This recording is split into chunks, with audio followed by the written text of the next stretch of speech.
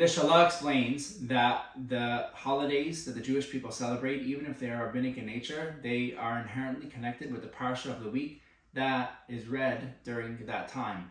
What that means for us is the holiday of Yud Beis and Yud Gimel Tammuz, which is the day that the previous Rebbe was liberated from his imprisonment in Russia, is connected with the parsha of the week, and that being this week, which we have two parshas, Chukas and Balak. So there's 3 points to consider. Being that the holiday is connected with the parsha, number one, it must be connected with the parsha of Chukas in its own right. Number two, it must be connected with Parshas Balak in its own right. And number three, it must be connected with the way Chukas and Balak, these two parshas, become one single entity through the commonality that they share. And we see that it's one entity because we take the 7 aliyahs that are read on Shabbos, we divide it up between the two parshas. We only have one haftarah, not two, and the holiday must be connected with the way you have these two parshas as one. So let's start with the first one. Chukas is the first parsha, and Chukas means the category of mitzvahs that are called chukim, and the mitzvahs that are called chukim are mitzvahs that we do that are beyond any logic or reasoning. It says, Chukah kakakti gzer gazarti. Hashem commanded, Hashem made these mitzvahs, and we do them beyond having any understanding of them. And the expression of it in a person's service of Hashem is through having mesiras nefesh, giving oneself completely over to the mitzvah, to the mission that Hashem gives over to the person. And if a person would only follow seichel, it would come out that he wouldn't be following a path that can lead to himself ceasing to exist. It would be about a person reaching his own completion, and there wouldn't be any room for having these types of mitzvahs that are chukim, where you have to have a complete devotion even when you don't understand. So that's the idea of chukim, and that's the expression that a person will have by demonstrating mesiras nefesh. So on a simple level, we could say that the Frierdiker Rebbe, the previous Rebbe, is connected with the parsha of Chukas because we see that he lived his life in a way of complete mesiras nefesh through joy of spreading Torah mitzvahs, defying all logic and reasoning. We could take it a step deeper by saying that there's a question: why isn't the parsha called Chukas HaTorah? The second word after Chukas is Torah, and it speaks about the Para Aduma. So why isn't the parsha called Chukas HaTorah? The custom is to call it only Chukas. So we can say that in Chukim, these types of mitzvahs that are beyond logic and reason, there are two levels. And what are the two levels? One level of serving Hashem with mesiras nefesh can be in a way that's calculated and actually has to do with reasoning. A person will look into Shulchan Aruch, he'll see what's mandated of him to do in this situation, and he'll follow what the Shulchan Aruch tells him to do. He does everything the code of the Jewish law directs him, and that can lead him to having mesiras nefesh because he's following a calculation that's al pi Torah. So that's one level of mesiras nefesh. It's beyond logic or reason, but it starts off in a calculated way. The second level of mesiras nefesh is a mesiras nefesh that's beyond any calculations. It's a mesiras nefesh from being completely given over to the mission, regardless of what the outcome is going to look like. And this second level of mesiras nefesh would fall under the category of plain chukim, not chukas HaTorah, because Torah has to do with seichel, and that's why it says in Chassidus that mesiras nefesh is not recorded in the Torah as a mitzvah, because Torah has to do with logic, it's chachma, it's seichel, and therefore mesiras nefesh being beyond that is not something that's recorded. So this second level of mesiras nefesh, that's even beyond the Torah, that would be under the category of chukim, plain chukim, and that's why the parsha, which deals with Para Aduma, which is a mitzvah that is not even able to be understood on a level that's higher than seichel, would fall under this category of chukim. And what it means is that this mitzvah is not something that can be understood on a level beyond seichel. When it comes to chukim, a person could say there are certain mitzvahs that we don't understand, but we could understand that on a certain level it would make sense to an individual. Just we're not privy to that understanding.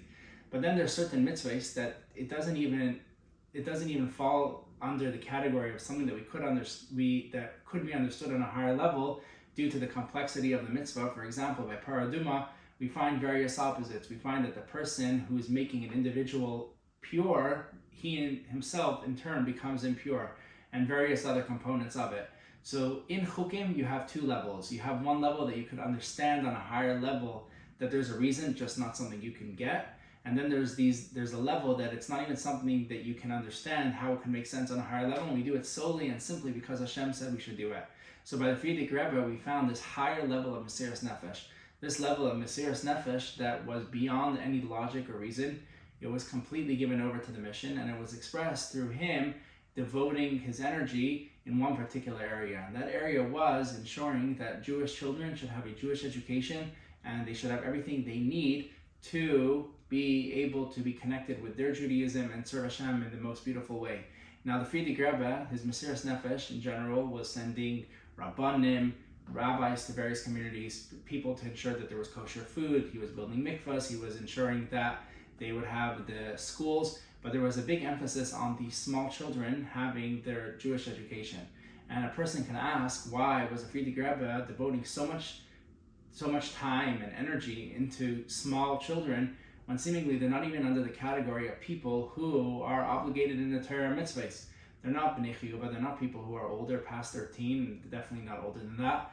And yet, this is where he devoted his energy. And it wasn't only a question about where you're putting your energy, but it was actually about compromising the whole mission, because by endangering the whole mission through educating these small children, it was taking away from a broader goal. But nevertheless, it wasn't something that he considered, and it was something that he completely devoted himself to. And this expresses this Mesiras Nefesh that we saw by the previous Rebbe, ensuring that every aspect and every particular person will have what they need to serve Hashem, starting from the young children. Like the sages tell us that if there's no small goats, you're definitely not going to have big ones.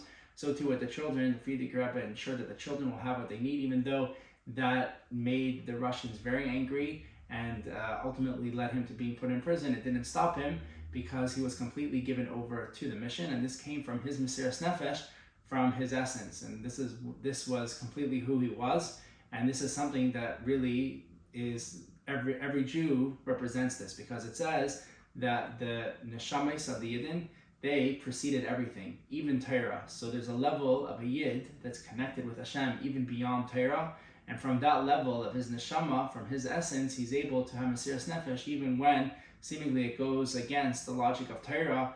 In other words, of the things that the Torah would mandate you to do, it's definitely what Hashem wants you to do, but even though there's no calculations that are being made through Torah that leads you to this conviction that you have to have Mesiras Nefesh, a person feels it automatically and does it for every category. And this is something that we saw by the Frierdiker Rebbe, and this is connected with the parsha of Chukas.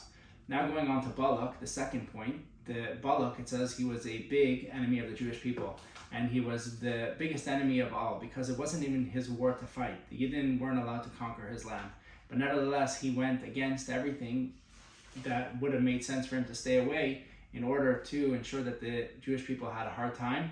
And ultimately what happened was he was transformed, and he had to come to the assistance of the Yidden by hiring Bilam, who was a non-Jewish prophet who ended up blessing the Jewish people. So we learned from this, and we saw this by the previous Rebbe, that the people who first put him into prison, ultimately they had to come to his salvation to ensure that he would be released from prison, and more than that, also ensure that he would be brought to safety and ultimately leaving Russia at that time. So that's the connection to Balak, that nothing stands in the way, and in fact, on the contrary, it gets transformed and is there to help you.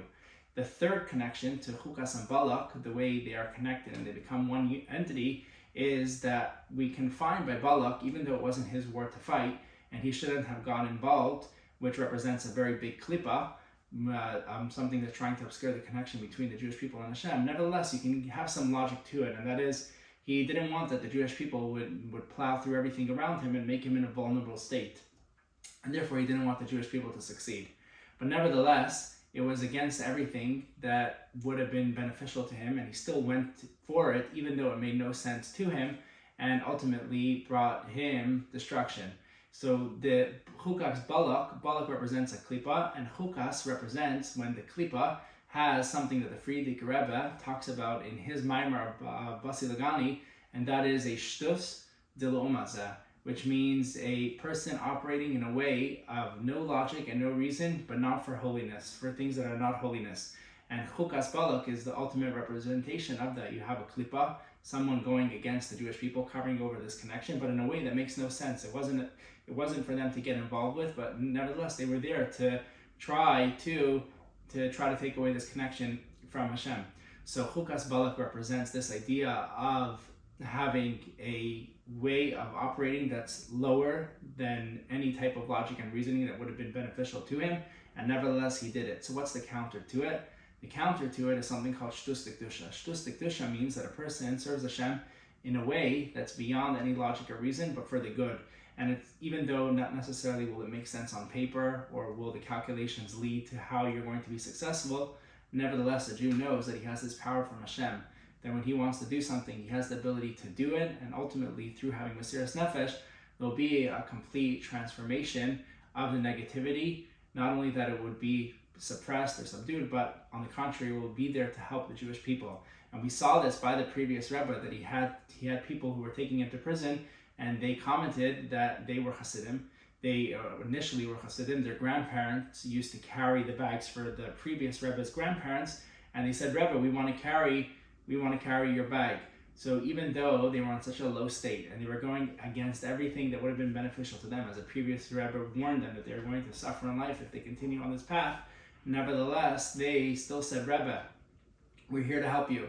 So what that shows is that everything in the world has its godly element in it, the truth, and they recognize the truth, and a person has to not be afraid of anything in the world, and ultimately, through not being afraid, you reveal the truth in the world, and you come to the point in time that the month of Tammuz that might be associated, or is associated in the time of exile, with the destruction, and is a name of Avodah Zarah, will be transformed and turned into Moedim and Yomim Tovim, by the coming of Mashiach speedily.